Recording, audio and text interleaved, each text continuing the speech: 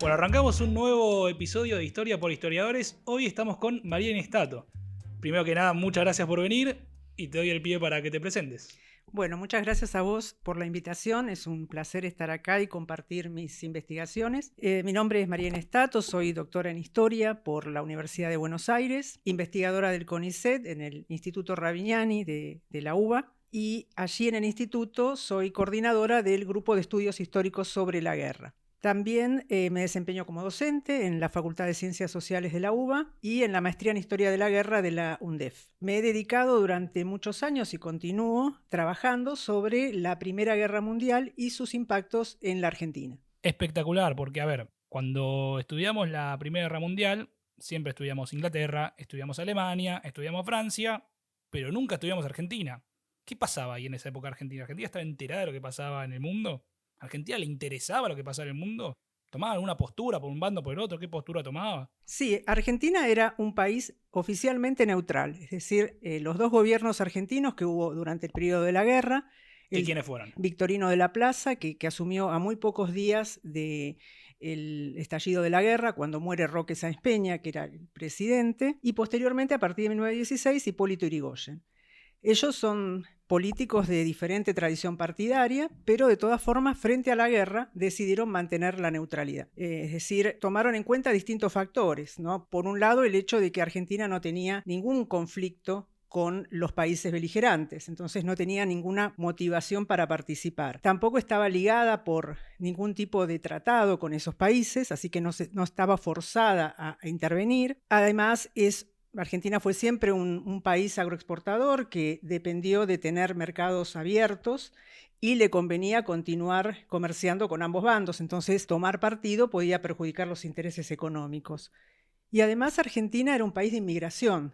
Ese mismo año en el que estalla la guerra, un poco antes, en junio de 1914, se hizo el tercer censo nacional y ese censo arrojó casi un 30% de población de origen extranjero en la Argentina. Esto antes de estallar la Primera Guerra Mundial. Claro, un par de meses antes se hizo ese censo y esas son las cifras que realmente son muy importantes. Entonces, tomar partido por uno u otro de los beligerantes habría creado muchas tensiones étnicas, sociales, ¿no?, entre las diferentes comunidades, y también se trató de evitar en ese sentido. Entonces, formalmente, digamos oficialmente, Argentina fue neutral. Eso por parte de la política. De la política. ¿Y la gente opinaba algo? Sí. ¿Se sabe o...? Sí, en ese sentido podemos ver que hay como un contrapunto muy marcado. El Estado argentino se mantiene al margen, pero la sociedad ya desde temprano se involucra en la guerra, toma partido, ¿no? Es decir, eso es lo que tiene muy de evidencia el carácter global que va a tener la Primera Guerra Mundial, porque va a afectar a sociedades que en principio están fuera de la guerra, pero que de todas maneras sienten sus impactos en muchos aspectos, ¿no? En lo económico, en lo cultural, en lo social. Así que, si te parece, conversamos un poco más de Me parece perfecto, de esos por impactos. favor. En lo que hace a la sociedad argentina, tuvo ya en 1914 un interés muy fuerte por la llegada de noticias, ¿no? Si uno mira los diarios de la época, ve que en las redacciones de los principales diarios, como La Prensa, La Nación, Crítica, los diarios de mayor distribución en Buenos Aires, estaba abarrotadas las calles a la espera de noticias, ¿no? Es decir, es muy interesante porque esto es en la zona de Florida, Avenida de Mayo, ¿no? Todo el eje que concentraba el periodismo de la época, y hay manifestaciones, movilizaciones de gente que va a buscar noticias de hasta 5.000 personas, y que se corta el tránsito, y que hay toda una serie de incidentes entre... ¿Y la manifestación era porque pensaban que estaban escondiendo las noticias? No, ¿O era más para decir, che, dale, larga noticia, larga noticia? Sí, era más para enterarse. Y en realidad los diarios tenían en esa época una forma de hacer llegar las noticias bastante fluida. Tenían sus vidrieras con las pizarras donde se registraban las últimas novedades. El diario La Prensa tenía la famosa, el diario de la farola, ¿no? Usaba su farola, los diferentes focos que tenía en su farola para indicar en función del color si había noticias favorables a los aliados, a los imperios centrales. Tenía la sirena para avisar las noticias de último momento. Y como pasa ahí, Bueno, por supuesto, los diarios también sacan toda una serie de ediciones especiales, nuevas impresiones de último momento con las noticias, y pasa acá en Capital, pero también pasa en todo el interior, en las principales ciudades, ¿no? Entonces hay mucho interés por la guerra, en parte por lo que hablábamos recién del carácter inmigratorio de la Argentina. Entonces, muchos de los que van a buscar noticias son en realidad extranjeros o los hijos de esos extranjeros que quieren informarse qué está pasando en los campos de batalla. Y además vamos a ver que hay otro interés que tiene que ver con lo cultural, porque la sociedad argentina, por lo menos las élites argentinas, van a tener siempre una mirada hacia Europa, ¿no? Es una identidad que está marcada en tomar a Europa como modelo civilizatorio. Entonces ahí vamos a ver que entra a jugar la polarización que se va a dar en la sociedad ya temprano. Me decís europeo, pero ¿algunos países en particular o era Europa en general? No, depende de la inclinación o de la, digamos, por ejemplo, la profesión de algunos sectores, toman como referentes a uno u otro de los países europeos. En general es Francia el país que concita la mayor atención de la sociedad, por lo menos de los ámbitos culturales, ¿no? Porque Francia era para los intelectuales, para los escritores, los pintores, los artistas, como la Meca, ¿no? Es decir, en general pasaban gran parte de las élites temporadas largas en Europa, en París principalmente. Digamos, los artistas, los intelectuales que querían como validarse culturalmente, iban a Francia para participar de la sociabilidad de esos círculos. Entonces, en general, todo lo que tiene que ver con el mundo del arte, de la cultura, de los intelectuales vinculados a la literatura, van a referenciarse en Francia. Después, por cierta, digamos, propiedad transitiva, por los aliados de Francia. Es decir, así, primero está Francia, pero posteriormente también van a dar su apoyo a los Claro, entonces el aliados. apoyo iba más por un tema intelectual que por un tema... O sea, era básicamente me cae bien Francia por tal o tal cosa. En mi persona apoyo a Francia o prefiero que haya Francia de guerra, pero simplemente por algo intelectual, nada Sí, por... sí, después vas a tener también, hay también sectores que obviamente Argentina tiene un vínculo económico fuerte con Gran Bretaña, es el principal socio comercial de Gran Bretaña en Sudamérica, entonces también tiene interés digamos, en mantener una ¿Pero ahí la Inglaterra fuerte. gente o solamente la política? Yo diría que son más bien en el ámbito intelectual. Claro. Lo que ocurre es que eso después se transmite a través de otros mecanismos como es la prensa, ¿no? Es decir, la prensa va a tomar, por ejemplo, a publicar muy seguido las opiniones de intelectuales sobre una cuestión u otra vinculada a la guerra. Esas noticias después no solo circulan entre lectores, es muy común también toda una circulación oral, porque los lectores que a lo mejor se reúnen en grupos en diferentes ámbitos y comentan las noticias de la guerra, entonces es como que se amplifica, ¿no? Surge como algo vinculado a los círculos más intelectuales o políticos, pero después llega al conjunto de la sociedad. Y bueno, me refería a los partidarios de los aliados, también hay partidarios de Alemania, más que de los imperios centrales. Y estos tienen que ver con también una cuestión profesional, como es el caso de, por ejemplo, filósofos, abogados, científicos de las ciencias duras, diríamos, militares, sobre todo de ejército, que tienen un modelo profesional alemán. Entonces, obviamente, cuando entran en guerra, toman partido por. Entonces, lo que uno ve ahí es que se manifiesta, bueno, una primera polarización de tipo así cultural, claro, pero es visto como si fuera, a ver, un espectáculo, ¿no? Lo dicen algunos intelectuales posteriormente. Es como si uno estuviera... Claro, porque básicamente son hinchas o son gente que le gusta lo que hace... No le importa mucho la guerra, sino, che, a mí me gusta tal filósofo o a mí me gusta tal escritor, francés, alemán. Bueno, yo quiero que gane mi escritor, yo quiero que gane mi filósofo. Sí, es una cuestión como de una toma de partido así, como, bueno, suele ser la sociedad argentina también, sí, ¿no? De opinar 100%. Sobre todo y de dividirse sobre todo. Y en ese sentido se lo toma como diciendo, bueno, no es nuestra guerra en ese sentido, porque no tenemos un involucramiento, pero de todas formas tomamos partido. Y la toma de partido es importante porque se da no solo en el ámbito de debates en la prensa o, como te decía, las calles que empiezan a llenarse de gente en busca de noticias. También hay otras formas de solidaridad con estos países en guerra. Y uno ahí encuentra, por ejemplo, que hay muchos voluntarios argentinos que van a la guerra. En algunos casos no está cuantificado porque es muy difícil reconstruir ese tipo de digamos, en términos cuantitativos, cuánta gente fue y para qué bando. Pero uno encuentra que en algunos casos son hijos de europeos, ¿no? Es decir, son la segunda generación de europeos, pero nacidos acá, que van como algo natural a defender la tierra de sus ancestros. Pero en otros casos no. En otros casos uno encuentra, por ejemplo, un caso muy conocido en la época, que fue de un aviador, que fue Vicente Almandos Almonacid. Él, Almonacid, era, en realidad, pertenecía a una familia aristocrática de La Rioja y no estaba vinculado por su propio apellido. Uno ve que evidentemente no era francés, pero él va a la guerra para servir a Francia. Se enrola en la Legión extranjera, pasa a la aviación y es un as de la aviación. ¿Y cómo llega un argentino a contactarse con Francia y decirle, che, yo soy aviador, quiero ir a la guerra?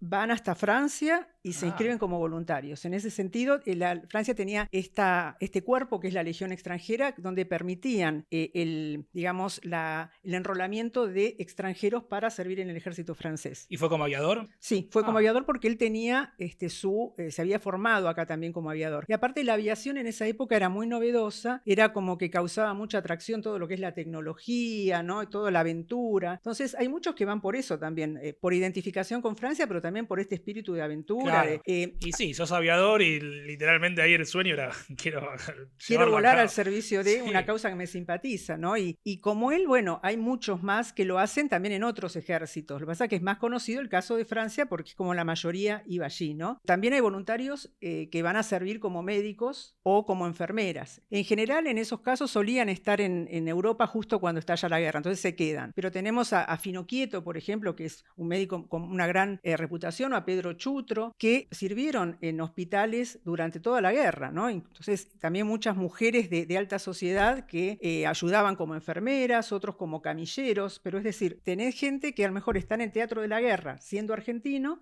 siendo turista, a lo mejor estando pasando una temporada, claro, y se queda para servir desde ese ámbito de la sanidad, diríamos. ¿Era normal ir a trabajar, para un médico, para alguien, ir a trabajar a Francia o fue más literalmente de turistas y se quedaron?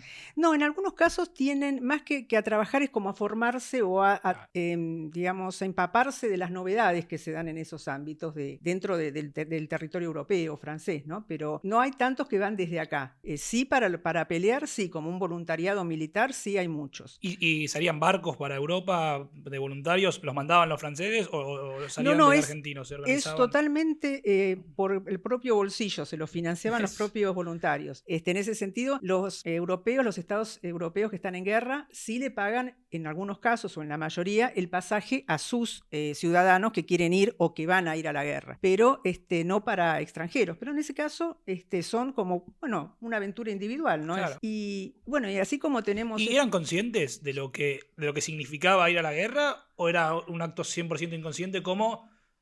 A ver, ¿en Argentina se sabía 100% lo que pasaba o era, che, ahí está esta guerra, voy para allá y peleo, pero sabiendo lo que les podía llegar a pasar? ¿O? Mira, hay toda una imagen romantizada de la guerra, ¿no? Que en general es la que influye al principio, a los comienzos, tanto de extranjeros como de nativos que van a la guerra y que van con todo el entusiasmo de pelear, ¿no? Recientemente estaba esta película Sin Novedad en el Frente, donde vos ves justo estudiantes con qué algarabía van a la guerra y después, bueno, es otro el panorama que encuentran. Acá llegan noticias, incluso te diría que a veces llegan más de las que circulan en Europa. ¿Por qué? Porque lo que tenemos con la guerra en Europa es que, bueno, los estados lo que van a hacer naturalmente es establecer la censura. Es decir, hay noticias que los periodistas europeos no pueden dar porque pueden alertar al enemigo, a ver dónde están ubicadas las tropas, cuántos son, qué recursos tienen. Entonces hay toda una censura de la información que va a la prensa. Para todo lo que llega acá a Sudamérica, Argentina, hay otros filtros adicionales, porque tenés las agencias de noticias. Es decir, esas noticias ya filtradas por los estados circulan a través de una serie de agencias que en el caso de América Latina están dominadas por los aliados. Es Havas, es Reuters.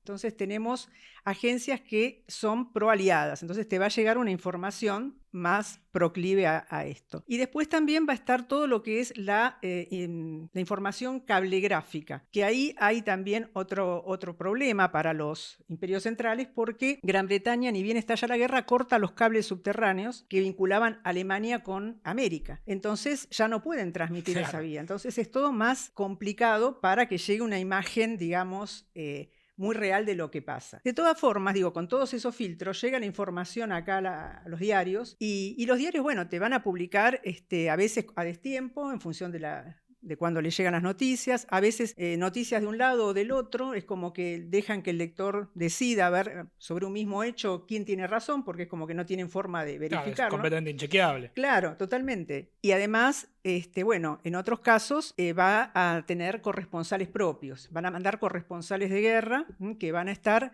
argentinos, que van y cuentan desde la perspectiva de la Argentina, ¿no? Es decir, ¿qué es lo que ven? Ahí hay, bueno, todos los grandes diarios tienen corresponsales. Y me imagino que al no estar involucrado Argentina, se daban el lujo de poder ficcionar un poco más la guerra para que sea interesante para el lector, o sea, inventar cositas o modificar alguna cosa como para que el que lo lea diga, che, qué divertido lo que está pasando, y no, che, mira que... Sí, además tenés más libertad acá para hablar, para decir cosas que Claro. a lo mejor allá no te dejarían decir. Entonces, a lo mejor vienen los corresponsales, si logran que sus noticias no las tome la censura europea, o cuando vuelven cuentan lo que ven. Entonces, ahí te tiran una imagen que no es necesariamente la que se quiere transmitir desde Europa, ¿no? Pero pensemos además que todo lo que es información está mediado por la propaganda, porque también los estados europeos van a tener distribución de propaganda en todo el mundo.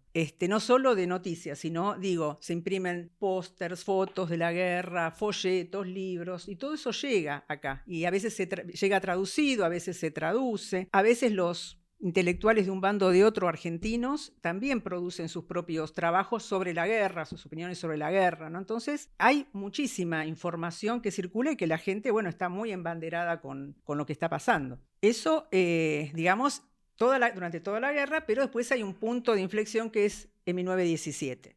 Si querés pasamos a eso. Pasamos al punto de inflexión de 1917. Dale. ¿Qué pasó en 1917? Bueno, en 1917 la guerra, que se había pensado que iba a ser mucho más breve. En general, los propios beligerantes pensaban que para la Navidad de 1914 iban a estar de vuelta en sus casas, se extendió, ¿no? Entonces, con ella, bueno, fueron participando más estados en la guerra, ¿no? Vamos a encontrar ya para 1917 una guerra que tiene un alcance global, hay alrededor de 32 estados que están involucrados y involucrados en todo el mundo, ¿no? Es decir, no son solo europeos, son sus colonias de Asia, de África, algunos países, como vamos a ver, también de América. En 1917 es como que se da toda una serie de acontecimientos, ¿no? Que se encadenan y que generan un cambio. Uno es la guerra submarina alemana. La guerra submarina alemana ya estaba en vigencia desde el principio de la guerra, es decir, hago un retroceso hacia 1914, si te parece. Lo que van a hacer en general los aliados es establecer el bloqueo marítimo, el bloqueo naval. Yo te quería preguntar qué es la guerra submarina, porque yo me imagino dos submarinos tirándose bombas y digo, ¿qué es la...? Sí, ahora vuelvo atrás entonces, en 1914. Cuando estalla la guerra, lo que hacen los aliados es establecer lo que llaman el bloqueo naval. Es decir, establecen que en determinadas zonas de los océanos y de los mares no van a poder entrar naves que puedan abastecer a Alemania, sea de elementos vinculados directamente con la guerra o de alimentos. Entonces, ese bloqueo, por ejemplo, va a afectar mucho el Mediterráneo, el Mar del Norte, ¿no? Es como una forma de cercar a Alemania por hambre, ¿no? En cierta medida. Entonces van a impedir que vayan tanto naves alemanas como naves neutrales. Hay toda una serie de controles que hacen en alta mar, por ejemplo, barcos que salen de Argentina son controlados en alta mar para ver qué es lo que llevan, a qué puerto van, que no trasladen lo que ellos consideran contrabando de guerra, que son toda una serie de productos que quieren prohibir que lleguen a Alemania. Entonces, esa estrategia la va a combatir Alemania de otra forma, que es con la guerra submarina. Esto es, van a utilizar submarinos para atacar barcos aliados.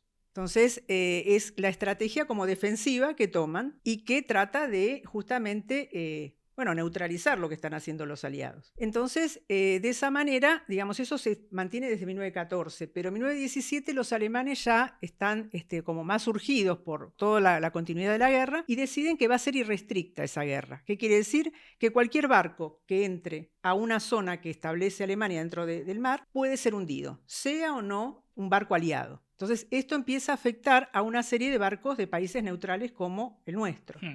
Nosotros tuvimos 3 barcos que fueron hundidos entre abril y junio de 1917. ¿Barcos de qué tipo? Barcos comerciales. Es decir, nosotros no teníamos una flota mercante, eran naves que tenían bandera argentina porque salían de Argentina, que iban a comerciar a Europa y que son interceptados por submarinos alemanes y hundidos. Eso nos pasó a nosotros, pero le pasó a Estados Unidos, también con el Lusitania un poco antes, le pasó a Brasil. En el caso de España, por ejemplo, tienen como 300 barcos hundidos, pero toman de otra manera. Nosotros es como que fue visto como un incidente muy serio para la autonomía comercial de Argentina, para el honor nacional. Claro, me imagino el honor nacional, que es, ahí aparece un verdadero enemigo quizás. Sí, ahí se mira la guerra de otra forma, porque había habido incidentes previos con Alemania y con Inglaterra. Hay varios que no sé si querés que los comentemos, pero si no, son al principio del conflicto, ¿no? Vamos a tener, por ejemplo, que Alemania va a atacar una ciudad en Bélgica, que es la ciudad de Dinant, donde hay un representante diplomático de Argentina. Argentina no tenía un representante propio, sino que era un belga que estaba viviendo allí y le delegaban en él la representación de la Argentina en la zona. Bueno, como parte de la invasión alemana, van a destruir esa legación y van a matar a ese vicecónsul que nos representaba. Entonces eso ya es todo un incidente diplomático fuerte porque, bueno, somos neutrales, pero mataron a uno de nuestros representantes. Sí, además me imagino la noticia en los diarios causó también revuelo en la gente, como decía. Claro, totalmente. Bueno. Sí, es una llamada de atención.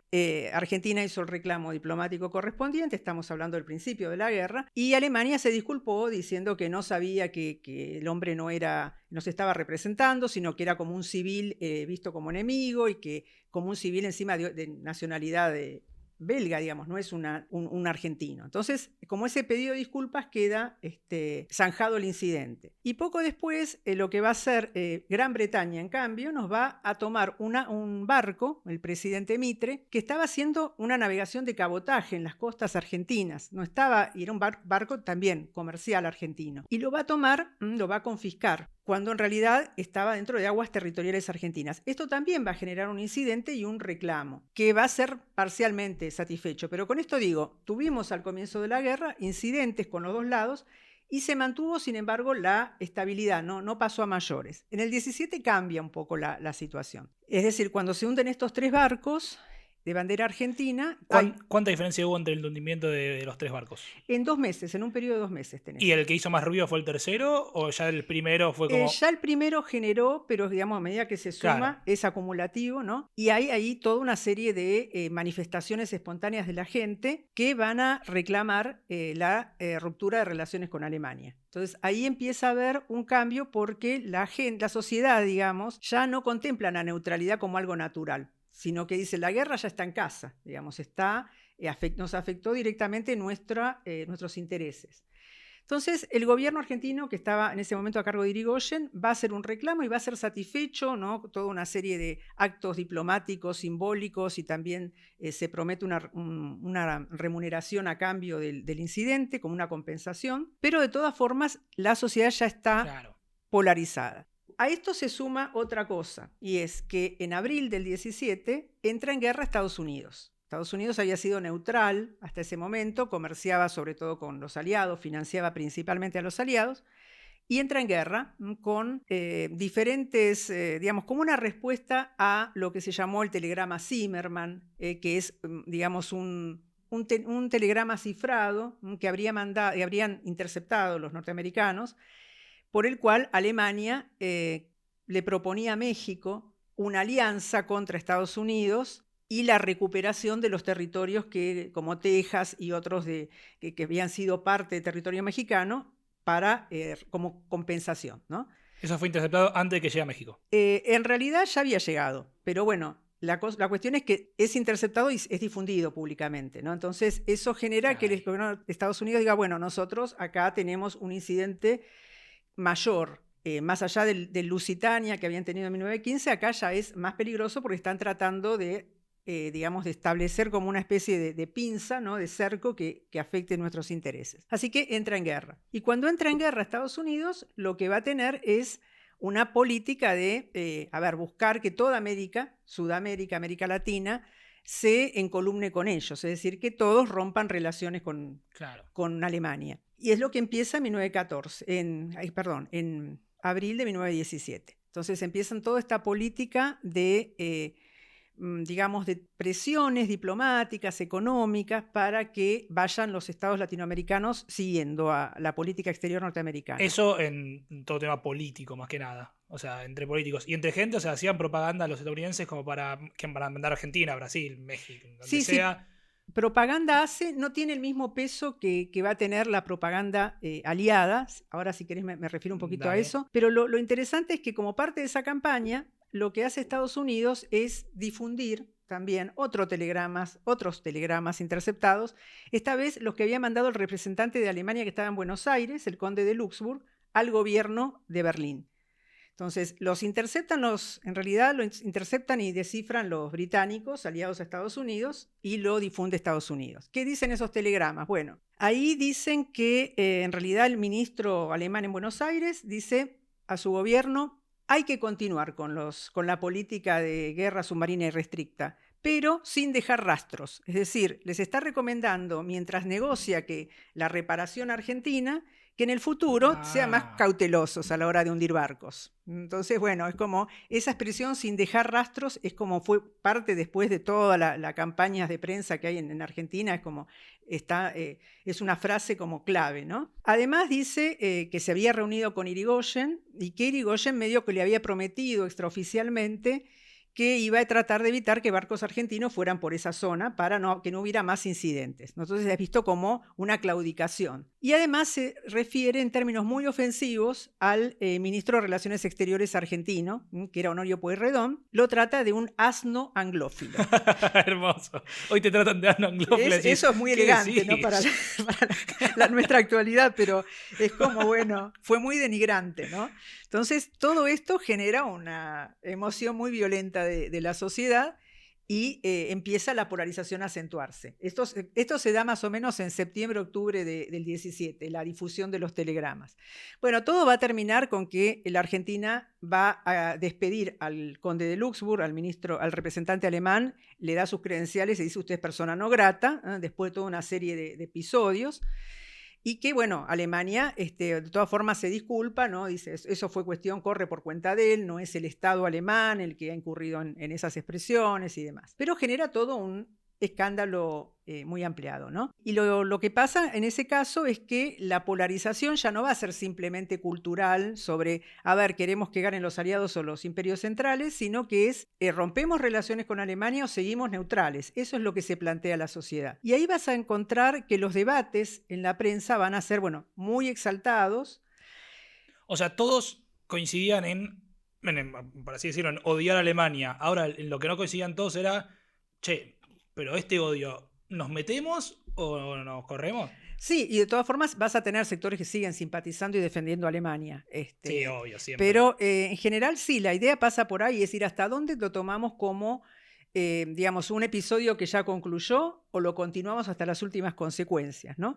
Entonces, Argentina va a mantenerse neutral todo lo que resta de la guerra. Es decir, a pesar de las presiones, el gobierno de Irigoyen dice: nosotros ya damos por cerrado ese episodio y continuamos con nuestra política de neutralidad. Pero la sociedad sigue dividida. Y esa división no solo la vas a ver en la prensa o que aparece en muchos, digamos, producción escrita, como libros, folletos y demás, sino también hay una organización a todos los niveles de la sociedad de asociaciones pro ruptura de relaciones con Alemania o asociaciones neutralistas. Los ves en todos los ámbitos, es decir, escuelas secundarias, universidades, digamos, asociaciones comerciales, hasta tenés, por ejemplo, una asociación de vendedores de diarios pro ruptura de relaciones con Alemania, de los canillitas, ¿no? Es decir, toda la sociedad se expresa y en un sentido u otro, ¿no? Y después, bueno, vamos a ver que eso se da no solo en Buenos Aires, se da en todo el país. Van a surgir como dos grandes entidades que van a ir tratando de organizar, de agrupar a todas esas expresiones espontáneas.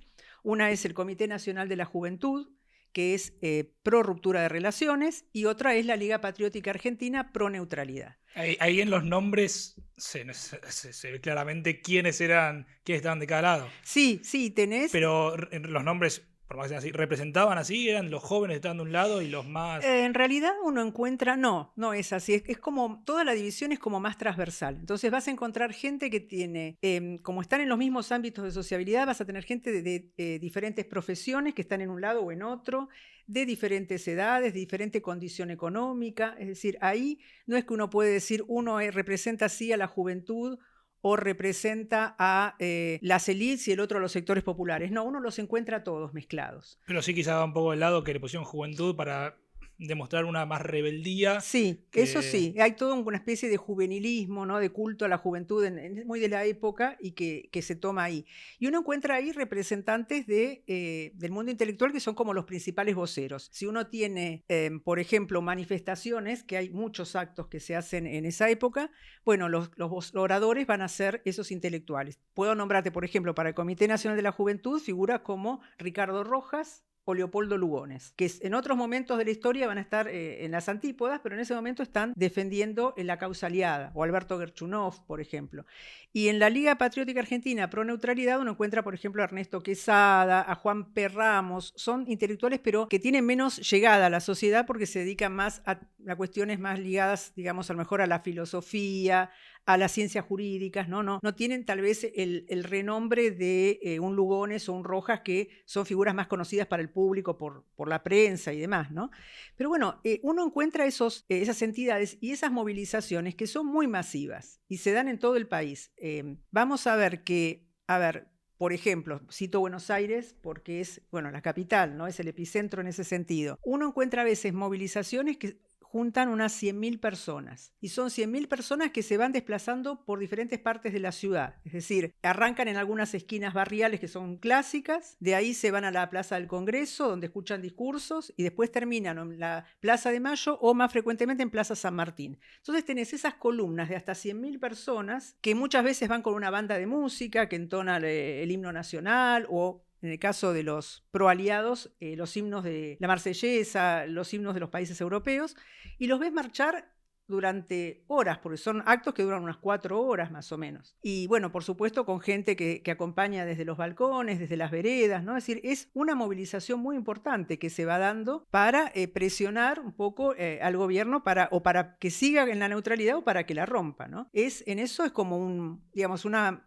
manifestación gráfica, digamos, muy clara de lo que es ese impacto que tuvo la guerra a nivel social en la Argentina. ¿Y dentro del gobierno había también división o estaba todo el gobierno por el mismo lado diciendo nos neutrales y de acá nadie se mueve para otro lado porque se va? O sea, neutrales. Está ahí como uno puede detectar las tensiones y divisiones internas, porque por ejemplo hay en el Congreso argentino va a haber debates en las dos cámaras sobre la política exterior, sobre si hay o no que romper relaciones. El Congreso no tenía ningún tipo de atribución, porque la Constitución aclara que las relaciones exteriores la maneja el Poder Ejecutivo, pero como una suerte de manifestación de opinión, ¿no? Como para que el gobierno tome, digamos, conocimiento de qué piensa el Congreso. Y ahí hay gente del Partido Radical que en algunos casos no va a la sesión, ¿no? Como evitando un poco el debate, y en otros casos hay un diputado de Santa Fe, Araya, que dice, bueno, yo estoy en contra de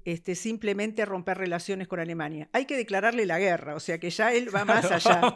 Ya es como pero es una voz, digamos, es una mosca blanca en lo que es el conjunto. O tenés, por ejemplo, el ministro argentino, sería una suerte de preembajador, protoembajador, en esa época no tenía rango de embajada, el ministro argentino en París, que era Marcelo T. de Alvear en ese momento, y que él aconsejó a Irigoyen por ponerse más del lado aliado. Y Alvear fue muy activo, por ejemplo, en fogonear desde su puesto en París una suscripción de fondos para crear lo que fue el Hospital Argentino en París. Es decir, él logró que hubiera muchos de los residentes argentinos en Francia, pro-aliados o que estaban en Argentina, pusieran dinero para comprar todo un edificio y acondicionarlo como hospital para recibir a los heridos aliados. Y se concretó, realmente es una obra que después pasó a manos del gobierno francés, ¿no? Es como que se donó. Pero quiero decir con esto, él era claramente proaliado y aconsejó al gobierno en ese sentido. Pero el que tenía la potestad de definir eso era Irigoyen. Irigoyen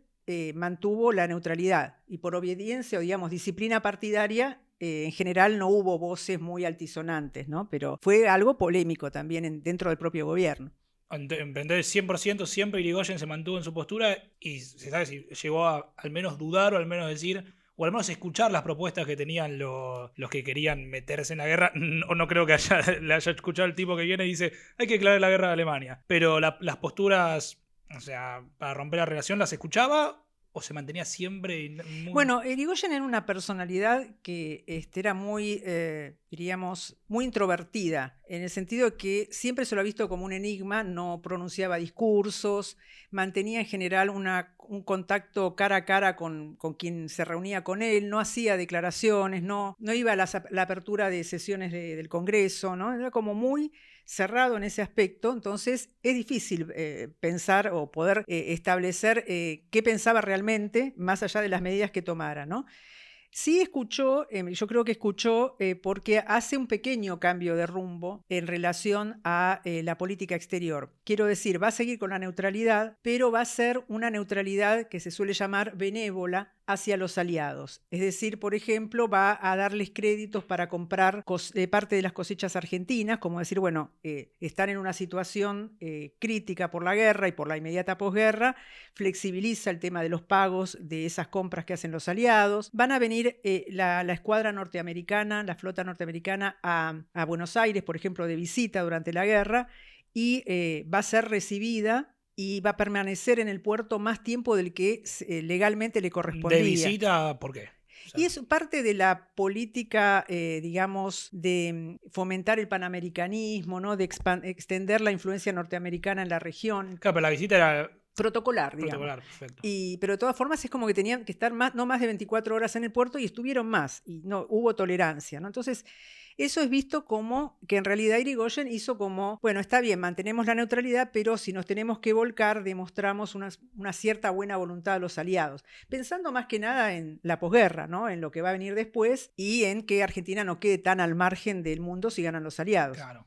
¿Y cómo sigue todo esto? ¿Cuánto dura más o menos este debate de hay que entrar, no hay que entrar? ¿Se extiende durante toda la guerra o se va yendo, fueron las primeras Se va semanas? diluyendo, o sea, es como que dura, suponete, decimos desde que empiezan los primeros hundimientos en abril del 17 hasta fin de año. Después ya como hay una serie de incidentes, en cada manifestación siempre pasa los contramanifestantes y los enfrentamientos entre manifestantes. Hay, por ejemplo, en el ámbito de la capital, una prohibición de que se hagan en ámbitos abiertos. O sea, si hay un acto, tiene que ser en un teatro, en un cine, en un lugar cerrado. Entonces eso le quita ya la proyección, no tiene Claro. tanta difusión. Eso es como que se va enfriando a lo largo del año 18, ¿no? Que es cuando termina la guerra. Y una vez que termina la guerra, ¿qué pasa con Argentina? Bueno, Argentina bueno, como sabemos, cuando termina la guerra se va a establecer la Conferencia de Paz, la Sociedad de Naciones, y aquí hay un debate en Argentina sobre si tenemos o no que sumarnos a la Sociedad de Naciones. Y inicialmente se va a sumar, pero Argentina va a expresar sus críticas a la política que va a regir en la Sociedad de Naciones, esto es, a excluir a algunos países y al grado de representación que van a tener los países neutrales. Entonces se va a discutir eso, Argentina no está conforme y se retira, es decir, que no integramos la Sociedad de Naciones. Que bueno, la Sociedad de Naciones no integra a mucha gente, ¿no? Porque decir, Estados Unidos se mantiene al margen por decisión del Congreso norteamericano, queda excluida Alemania, que es la derrotada, la Unión Soviética, que en ese momento es vista como el enemigo ideológico, entonces es como que, entre otros países, ¿no? Digo, es una entidad que va a ser débil desde sus inicios porque justamente no va a dar representación a la totalidad de ¿Y cómo se ve países. que Argentina diga, che, mira, primero, cómo se ve que Argentina pida tener quizás mayor representación, o supongo que no es solo Argentina, sino los otros países electorales pensaron un poco lo mismo? ¿Cómo se ve eso? ¿Y cómo se ve que Argentina agarre y diga, no, bueno, yo no voy a participar?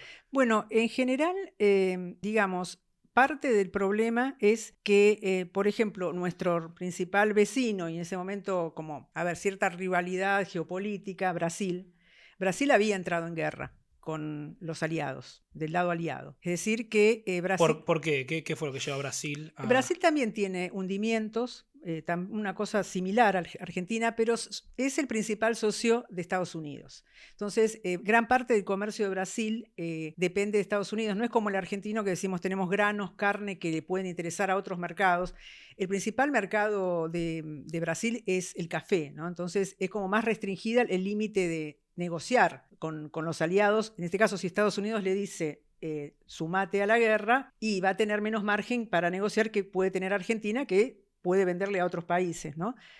Y bueno, y además Estados Unidos le da toda una serie de créditos blandos, digamos, que van a facilitar la situación económica de Brasil, ¿no? Se le ofreció también a Argentina Sí, créditos y no está, digamos, muy documentado eso, pero probablemente sí. se cree que sí. ¿Y qué otros países, además de Brasil, de América o de Latinoamérica más que nada, se sumaron? Mira, en cuanto a romper relaciones, son solo 6 países los que quedan al margen, que son, a ver, no me voy a acordar de todos seguramente, pero son Argentina, Chile, Venezuela, y no me voy a acordar. Bueno, y 3 más. Son 6 países nada más que se mantienen al margen. El resto todos rompen relaciones con Rompen Alemania. relaciones, y entrar en guerra, o sea, dar el otro paso, lo van a dar Brasil y Cuba. Los únicos que mandan tropas es Brasil, pero tienen todo un tema que es que, a ver, van a ir por África, y cuando llegan a África los afecta lo que es la gripe española, que es 1918 muy extendida, así que cuando llegan en realidad a Europa la guerra terminó, ¿no? Claro. No llegan a combatir, pero el gesto lo tuvieron, digamos, de mostrar su alineamiento con Estados Unidos. ¿Fue muchas las tropas que mandó Brasil? No, son como algo simbólico, ¿no? Como para poder cumplir con Estados Unidos. En la Segunda Guerra sí iba a ser más activo todo el involucramiento en todo lo que es el desembarco en Italia, ¿no? Van a tener todo un escuadrón expedicionario bastante fuerte con una actuación importante. Pero bueno, con esto lo que digo es que en realidad Brasil va a tener representación en Sociedad de Naciones, ¿no? Entonces, un poco el pedido argentino pasa por la idea de decir, bueno, ¿qué lugar le damos a los neutrales, a los que no nos alineamos? Y bueno, en cierta forma, ese espacio viene delimitado por esa posición más distante. Tal vez si hubiera habido más involucramiento, era otro el tratamiento que recibía la Argentina, ¿no? Entonces, aquí genera un cierto debate, pero no demasiado. Es decir, ya ha perdido un poco el interés. No es el mismo, digamos, ímpetu que hay en 1917 en torno a la movilización por los hundimientos. Y acá en Argentina imagino que primero durante toda la guerra y también la posguerra se recibió muchísimo inmigrante. Durante la guerra no. Durante la guerra no. Se corta. Es decir, nosotros lo que vamos a ver es que en 1914 es como el fin de ese primer ciclo que empezaba en la década de 1880, ¿no? De la gran inmigración. A partir de 1914 se va a cortar la inmigración. Por lo peligroso que es viajar, por lo peligroso que es salir. En parte sí, en parte tiene que ver también con la inestabilidad que se genera en toda la inmediata posguerra. Pensemos que vamos a tener también la crisis del 29 con el impacto global que tiene. Entonces, acá tampoco era ya un terreno tan atractivo porque la Claro. crisis afecta a todo el mundo. Vamos a tener como un retorno de la inmigración europea en la segunda posguerra. Pero es decir que vamos desde 1914 al 45, es como que llegan, pero menos cantidad, digamos, no es la gran inmigración. Claro. ¿Qué era lo que hacía la gente decir, elijo Argentina, sobre el mundo? Estamos hablando antes de la guerra. Antes de la guerra y después en la vuelta, en la segunda posguerra también. Bueno, yo creo que hay varias cuestiones. Una tiene que ver con la propia Constitución argentina, que le garantizaba igualdad civil a todos los extranjeros. ¿Y cómo se sabía eso? Quizás, no sé, yo me lo imagino con un armenio o con un español o con un italiano. ¿Cómo corría la hora y llegaba y decía, che, ¿sabes que en Argentina? Bueno, hay propaganda que hace el propio Estado argentino a través de sus representantes diplomáticos en Europa, ¿no? Que hay folletos, ¿no? Donde cuentan las ventajas como para atraer esa población. Y también está después, una vez que llegan las primeras comunidades, todo lo que son las redes de familiaridad. Es decir, el familiar que escribe al pariente que está en su tierra diciéndole, acá he conseguido en poco tiempo, no sé, acceder a una propiedad o un buen empleo que me permite ahorrar. Entonces es como esa voz que pasa de familiares o de conocidos, ¿no? De la misma región o del mismo pueblo. todas esas redes intervienen para facilitar la llegada, porque también no solo el Estado argentino le da ciertas facilidades para llegar, sino también las propias comunidades que los acomodan. Pensemos, por ejemplo, el Hotel de Inmigrantes, ¿no? Que ahora es el Museo de la Inmigración ahí en Puerto Madero. Ahí era donde, bueno, el Estado argentino les proporcionaba alojamiento por unos días, ¿no? Hasta que llegaban, lograban a pasar, bueno, toda una serie de controles de salud, ver si conseguían empleo, ¿no? Mientras tanto, las familias se alojaban gratuitamente en el Hotel de Inmigrantes. Se les concedían, como te decía, igualdad civil, que no era muy común en Europa, donde, bueno, tenemos muchas sociedades estamentales donde hay persecuciones étnicas, religiosas, políticas. Entonces, acá era como, en ese sentido, una tierra de promisión. Ese era, por lo menos, lo que vendía el Estado argentino, ¿no? ¿Solo Argentina vendía esas cosas o era algo generalizado en América Latina en general, pero Argentina es como el país que después de Estados Unidos en las Américas recibe más cantidad de inmigrantes. Después de nosotros viene Brasil, pero por una distancia menor, pero digamos, obvio, Estados Unidos a lo mejor recibe 27 millones de inmigrantes, nosotros creo que recibimos en el mismo periodo alrededor de 5, pero estábamos más lejos también de Europa, y sin embargo hay quien hizo ese viaje aquí, y donde veíamos que había una movilidad social importante, ascendente, ¿no? Porque a lo mejor el inmigrante se establecía, podía llegar bueno, conseguía trabajo, podía comprar su propia vivienda, sus hijos podían estudiar, digamos, llegar a un colegio secundario, más adelante incluso la universidad. Entonces hay toda digamos, un ámbito de atracción que era muy importante, ¿no? Y por eso son comunidades muy movilizadas durante la guerra, y en la mayoría están tironeadas por esta misma condición de decir, somos europeos, que a ver, nos afecta a nuestro Estado la guerra, pero al mismo tiempo tenemos familias, tenemos lazos acá. Entonces eso es todo un dilema para las comunidades de inmigrantes, si van o no van a luchar a la guerra. Vas a ver que depende de muchas cuestiones como la integración acá en la sociedad argentina. Los estados europeos, si bien los pueden sancionar como desertores, bueno, es difícil de hacer cumplir la pena porque tendrían que venir a buscarlos, ¿no? Digamos, a los que no van a pelear. Pero vamos a ver que en general las comunidades tuvieron una respuesta militar importante. Tampoco está muy cuantificada, pero digamos, en términos proporcionales a la cantidad de inmigrantes que había, la comunidad británica fue la más activa, la que ha tenido un mayor porcentaje de sus ciudadanos que fueron a luchar y de sus hijos. Después están los franceses en un término medio y los italianos menos. O sea, uno si mira numéricamente decís, uy, sí, fueron 32.000 italianos, pero la población italiana era mucho mayor. Acá en la población italiana, que estaba mucho más integrada a la sociedad argentina, bueno, hay más reticencia a irse, porque en realidad piensan pueden perder su trabajo, tienen hijos a cargo, tienen otras responsabilidades, ¿no? Que los hace priorizar a lo mejor el quedarse, que no sean tantos los que van a la guerra. Y otras comunidades, como el caso de los armenios, y ahí ya tenés toda otra serie de dilemas, que es el Estado que está en guerra no los representa. Entonces es más frecuente, tanto en diferentes minorías étnicas del Imperio Otomano o del Imperio Austrohúngaro, que incluso muchos de los inmigrantes que están aquí se vayan a enrolar en el ejército aliado, claro, para ir a luchar contra su propio Estado, ¿no? Porque obviamente es una oportunidad para conseguir el reconocimiento de ciertas autonomías o incluso la independencia. Entonces uno encuentra que si uno mira el censo y dice, bueno, hay tanta cantidad de rusos, como lo llama el censo, porque es en función del pasaporte, no de la identidad, claro, como le diríamos ahora.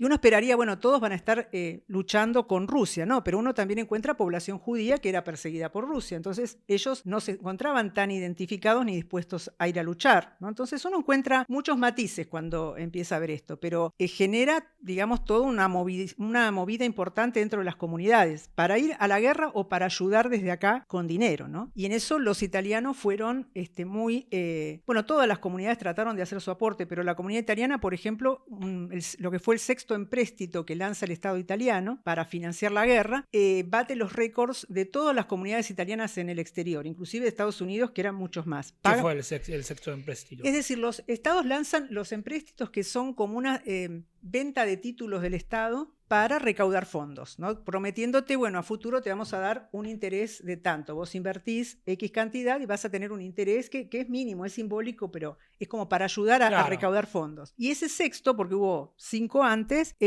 va a tener, en el caso de los italianos en la Argentina, pero una participación muy fuerte. De italianos en Argentina Sí, mandando plata. mandando dinero para ese empréstito, le ganan a otras comunidades de inmigrantes italianos que están en otras partes del mundo, en la diáspora, e incluyendo a los norteamericanos, que son muchísimos más, ¿no? Es decir, en ese sentido, las comunidades trataron de colaborar con sus estados, o yendo a la guerra directamente a pelear, o contribuyendo económicamente para sostenerlo, o para difundir propaganda acá, por ejemplo. También es fuerte la producción de propaganda que hacen las propias comunidades. Y es importante porque al estar establecidos acá saben qué temas sintonizan mejor con nosotros. Entonces, te doy un ejemplo rápido. La comunidad alemana de la Argentina va a tener un diario que se llamó La Unión, que se publicó en español durante toda la guerra. Y ese diario, por ejemplo, va a tocar temas que están vinculados con la denuncia del antiimperialismo, con un antiimperialismo, digamos, la denuncia del imperialismo británico. ¿Y qué van a decir? Bueno, Gran Bretaña tiene toda una serie de intereses económicos, es un Estado dentro del Estado, no obedece las leyes del Estado argentino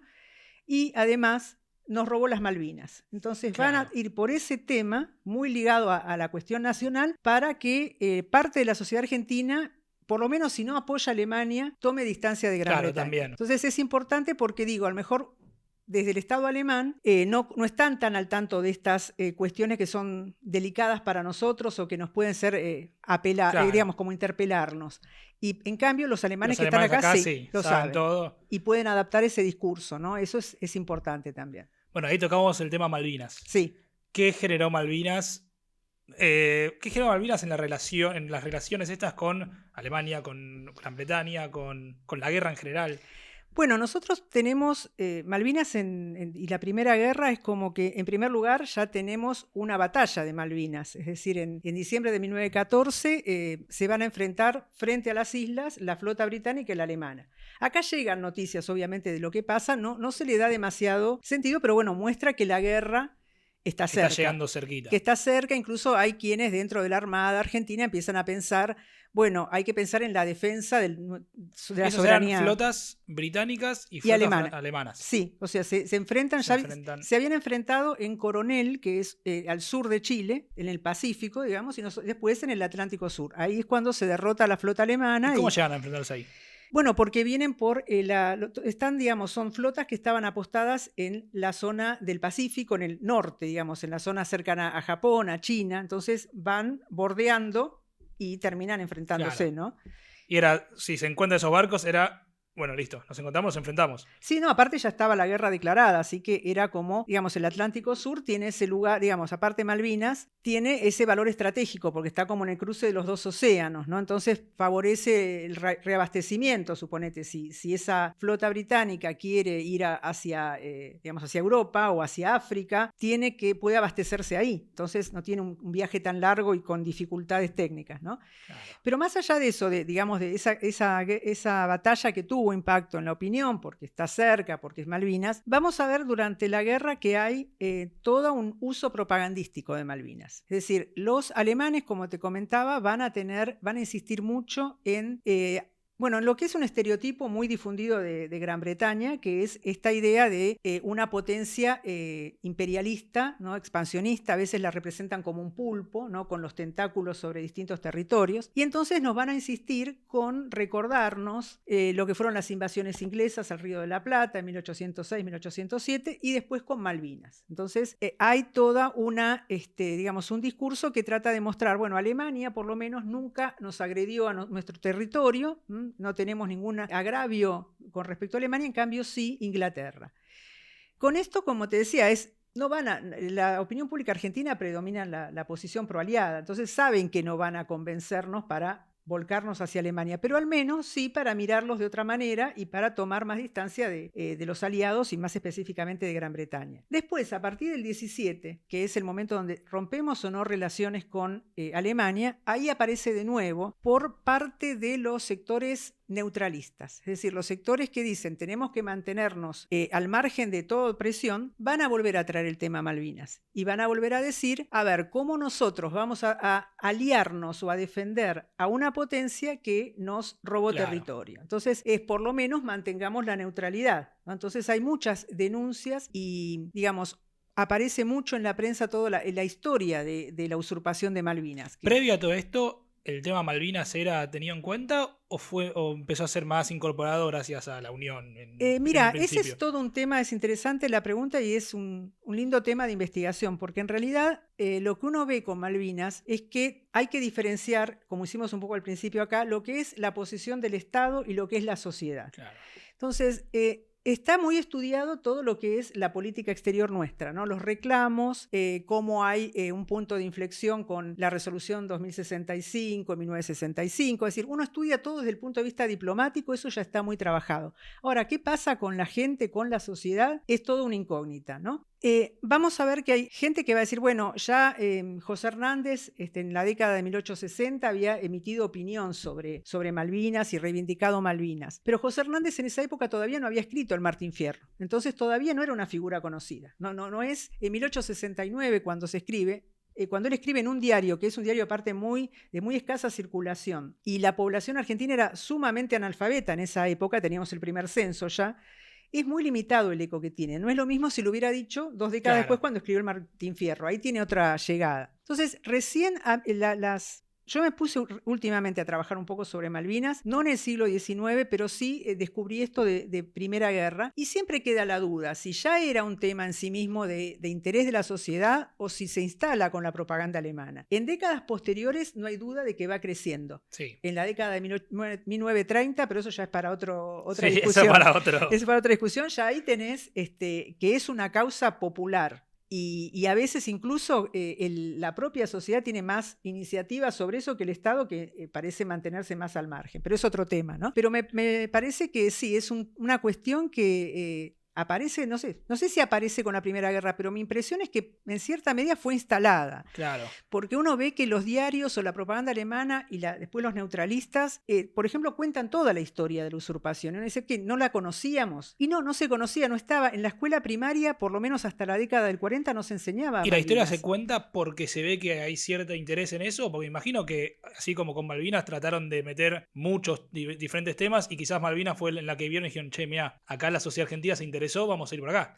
Puede ser. O sea, yo creo que la cuestión, hay como un cierto sentimiento antibritánico. Ya en la época. Eso, yo vi un poco también documentación británica del periodo de la guerra, ¿no? Y el ministro plenipotenciario de Gran Bretaña acá escribe a Londres y dice, acá siempre hay determinadas fechas como el Día de la Reconquista vinculada a las invasiones inglesas, que siempre hay alguna efusión popular de crítica a Gran Bretaña, ¿no? Y siempre está el que aprovecha esos temas, dice, y ahora los alemanes están insistiendo mucho con esto de Malvinas, que incluso para los británicos era algo marginal, claro. Pero acá es como que por eso te digo, es difícil de saber si era ya un tema o si la propaganda contribuyó a fijarlo. Lo cierto es que en general la propaganda, claro, para que sea efectiva, tiene que haber algo del que agarrarse. Instalar un tema de la nada es muy difícil. En cambio, siempre, por lo menos lo que te dice la gente que se dedica a propaganda, ¿no? A elaborar propaganda, que te dicen en realidad es más fácil que vos te agarres de algo, de un tema que tiene cierta capacidad de interpelación, a que pongas un tema nuevo, instales un tema nuevo, ¿no? Claro, pero ahí está bueno encontrar un tema nuevo en el que la sociedad, porque si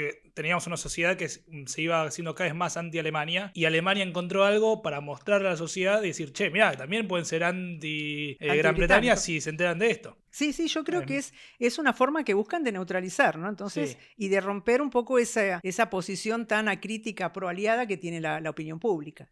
Y se agarraba mucho, los políticos hacían hincapié en eso cuando mostraban su postura o ni lo usaban. No había tanto un uso político hasta el 17. Es decir, en el 17 sí vas a encontrar como que la oposición conservadora a Irigoyen va a agarrar mucho la política exterior para decir, este gobierno no nos representa con su política exterior, está descuidando los intereses de la nación, se toman de esas declaraciones que te comentaba antes de las dos cámaras del Congreso que recomendaban romper relaciones, incluso hacen una cuestión que es convocar a lo que llaman una asamblea de notables. ¿Qué es esto? Es como llamar a representantes de las cámaras empresarias, de las universidades, de los medios de prensa de la época, y decir, a ver, ¿qué opinan ustedes sobre esto? ¿Qué tendría que hacer Argentina? Y todos van a decir, tienen que romper relaciones. Entonces hay como una presión y un uso digamos, político de la cosa. Es como decir, bueno, Irigoyen en realidad a nosotros no nos representa, o por lo menos no representa la voz de la la calle ni la voz del Congreso, ¿no? Y ahí se nota una instrumentación, porque después los mismos sectores que criticaban por esto a Irigoyen, cuando él da los préstamos blandos a los aliados para las cosechas, también lo critican. Entonces, Claro. no es que decir, bueno, no hay mucha... Somos argentinos, tengo que criticar porque si no, no podemos vivir. Y ese como, bueno, es muy interesante porque es un uso muy político, incluso cuando se celebra el armisticio el 11 de noviembre, bueno, en los días posteriores se celebra el 11 de noviembre de 1918, lo que van a pasar aquí es que los que convoquen a las marchas dicen, bueno, es para una doble motivación, celebrar la paz y criticar al gobierno de Irigoyen por no haber intervenido en favor de los que ganaron. Claro. Entonces ahí ves que hay todo un Celebramos la condimento... paz, pero tanta paz no era necesaria. Podrías Claro. haber metido en la guerra y matar unos cuantos que... Exacto, ¿no? Es como decir, bueno, es una doble motivación para aprovechar como para celebrar la propia causa y criticar que el gobierno no se embanderó con esa. Entonces, bueno, es parte, ¿no?, de los debates políticos de la época, pero en general hay, lo dicen también muchos diplomáticos europeos,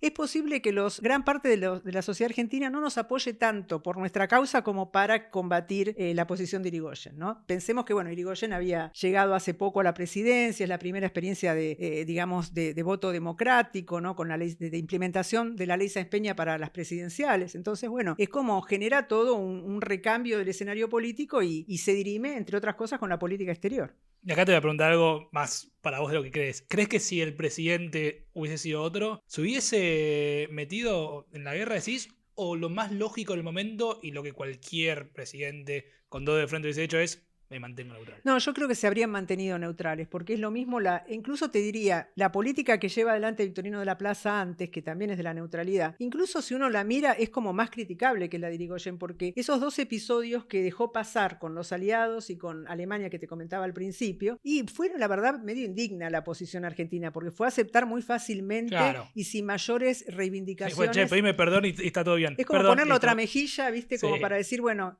tenemos un problema con uno, pero nos bancamos el problema con el otro también. Es una neutralidad en ese sentido de, bueno, que nos pegue cada uno. Irigoyen tuvo una posición más firme porque era, bueno, tenemos presiones de Estados Unidos, de las potencias aliadas para que rompamos relaciones y nos vamos a mantener, también tosudez propia tal vez del personaje, pero que yo creo que otro presidente, otro signo político habría hecho lo mismo. Me parece que era, aparte tampoco estaba tan claro en ese momento que los aliados iban a ganar la guerra todavía. ¿Y qué tan preparado ¿no? está Argentina para decir, bueno, si hay que pelear, peleamos? ¿Cero? Sí, en realidad también es otro factor que interviene, el decir, son conscientes de la propia debilidad, por más que había un ejército que se estaba profesionalizando, ya tenemos, bueno, la creación del Colegio Militar de la Nación es en época de Sarmiento, se crea la Escuela Superior de Guerra a principios del siglo XX, pero no teníamos tampoco, y bueno, nuestros uniformados se formaban en Europa también, ¿no?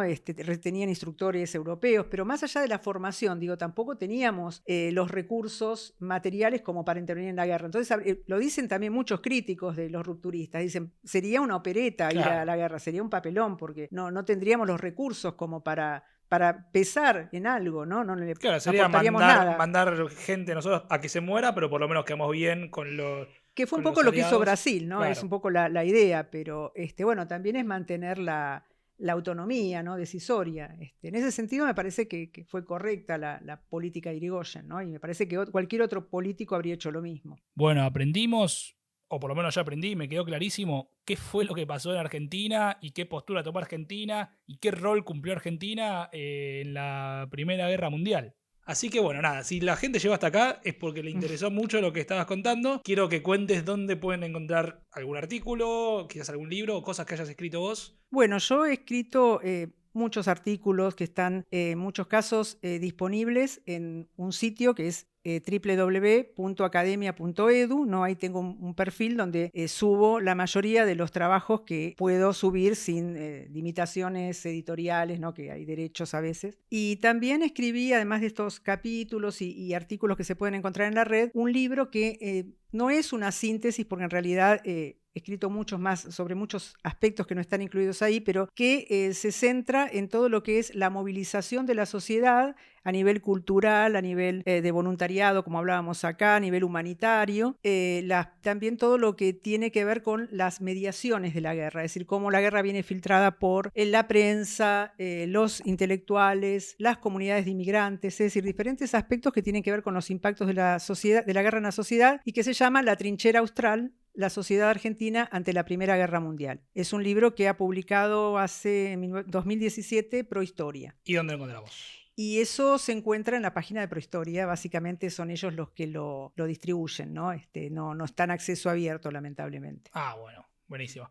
Bueno, y para terminar, además de lo que ya recomendamos, tus artículos y tus libros, quiero que recomiendes algún libro, alguna película, alguna documental. Puede ser de esto o puede ser de cualquier otra cosa que tenga que ver con la historia. Sí, a mí me gusta mucho recomendar el documental de Peter Jackson, Jamás llegarán a viejos, They Shall Not Grow Old. Estaba hasta no hace mucho en Amazon Prime, que es un documental que salió en el marco del centenario de la Primera Guerra Mundial, donde lo que hace Peter Jackson, ¿no?, el director del Señor de los Anillos, para quien no lo conoce por nombre, ha sido muy interesante porque ha compilado, ha recuperado toda una serie de films, de imágenes grabadas, ¿no?, de los soldados en el frente, los soldados británicos en el frente durante la guerra. Y las ha coloreado, con lo cual también está bueno porque le da un carácter más vívido, ¿no?, lo acerca más al espectador, y lo han también intercalado con sonido, ¿no? En algunos casos han recurrido incluso a intérpretes de señas que leen los labios de lo que están diciendo los soldados, como para poner algún diálogo real. Y en otros casos el sonido viene por el lado de toda una serie de testimonios que muchos de esos soldados de la Primera Guerra grabaron 50 años después para la BBC, y donde ellos recuerdan su experiencia de la guerra. Entonces es un documental donde vos podés ver a los soldados y a los verdaderos soldados que están contando, bueno, cómo se vivía esa vida en las trincheras, cuáles eran las expectativas que tenían cuando fueron a la guerra, con qué se encontraron, cómo son recibidos prácticamente con indiferencia por la sociedad cuando vuelven, ¿no? Y es realmente una descripción muy, muy humana de la guerra, y que permite también que la gente tome conciencia de qué significa ir a la guerra. Un poco vos me lo preguntabas cuando hablábamos de los voluntarios. Eso se vive claramente con ese documental. Es muy crudo porque uno ve la falta... Sí, no esperen... Desde las cuestiones de la sanidad en las trincheras, la falta de alimentos, las enfermedades, las heridas horrendas de guerra, ¿no? Es decir, todo eso aparece muy bien retratado en ese documental. Así que yo siempre lo recomiendo porque es como un acercamiento muy claro a qué fue la guerra, y aparte no es ficción, estamos hablando de, digamos, imágenes y testimonios de época que están recuperados. ¿Cómo era el nombre del documental? Jamás llegarán a viejos. Jamás llegarán a viejos, buenísimo. Es triste, tampoco la vean un día gris, ni nublado, ni lluvioso, porque deprime, pero es necesario. Pero véanlo porque tiene pinta de... Yo lo voy a ver. Es necesario, es muy realista. Bueno, muchas gracias, María Inés. No, por favor, un gusto, y gracias a vos y a la audiencia. Ahí pasó un nuevo episodio de Historia por Historiadores. Muchas gracias por escucharlo. Antes de irse, no se olviden de seguirnos y activar las notificaciones, así se enteran siempre que se sube un nuevo capítulo.